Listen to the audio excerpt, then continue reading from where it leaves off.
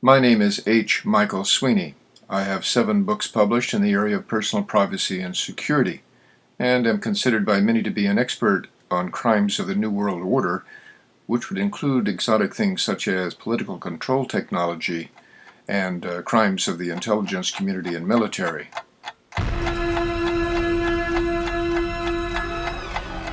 While it is true that I play the role of investigative writer in review of conspiracies as they unfold, it's also true that I actually prefer to write fiction, science fiction in particular. These two interests have actually crossed paths with the release of my latest science fiction work, In Mindless Times. This video explores that, based on a lecture I'm to give at ConspiracyCon in Santa Clara on the weekend of June 5. Visit conspiracycon.com to learn more about that. Now, please sit back and enjoy the presentation. In Mindless Times is the world's first ergonomic book.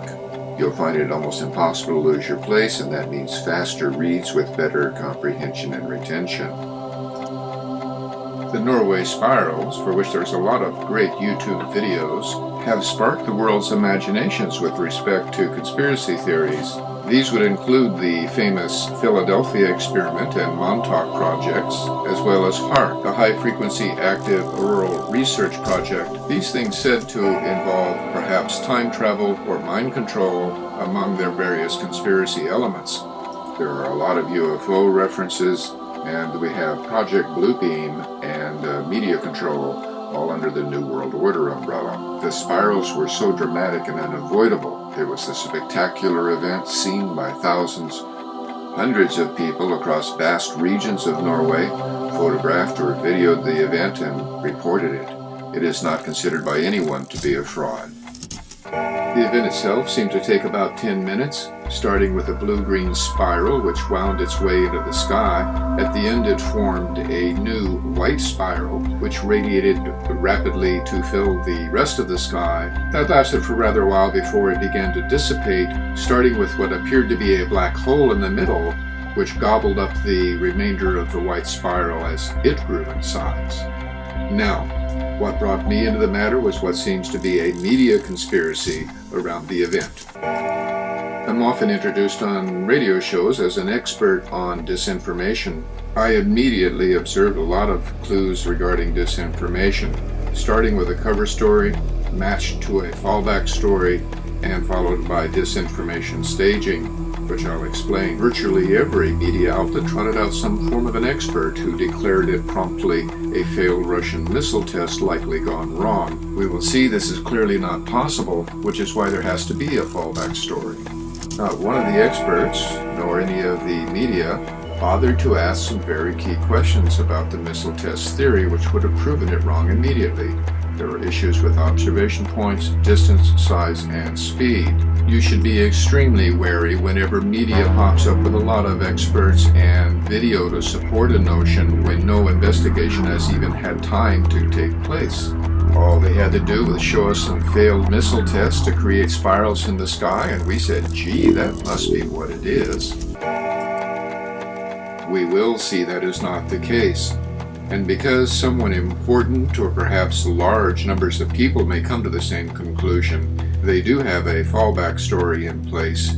The one I've seen most commonly is the CERN Hadron Collider. Typically, the fallback story is linked to HAARP in some indirect way, as though they were related when they are actually not.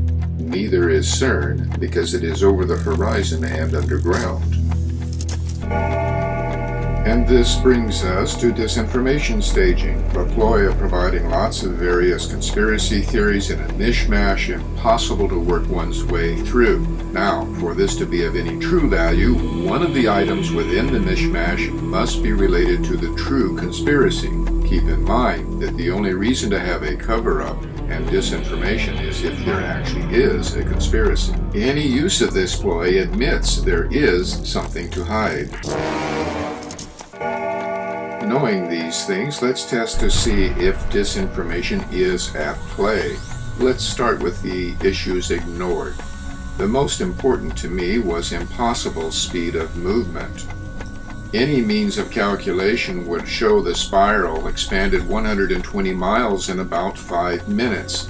That would equate to 1,140 miles an hour air movement in all directions. Not possible, unless you're talking about a Category 5 hurricane 5 times over.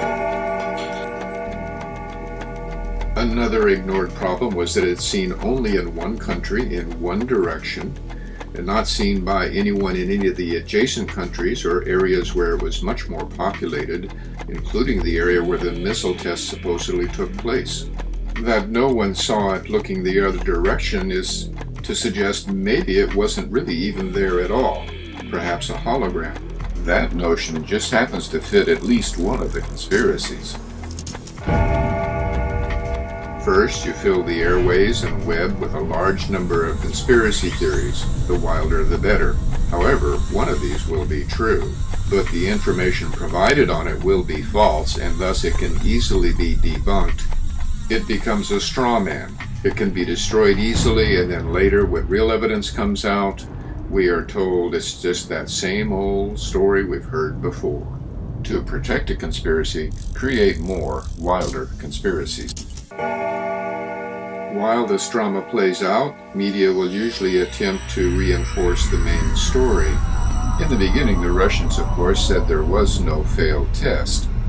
As more and more web investigators began to discover ties to one of the conspiracies, however, the Russians began to change their story, eventually claiming it was a failed test. Admission or no, we know better. We have a smoking gun. This concludes the first of 3 videos on Norway, where sci-fi and conspiracies collide. In the next video, we will see what the smoking gun is, and we'll start to figure out what the actual conspiracy is they're trying to hide.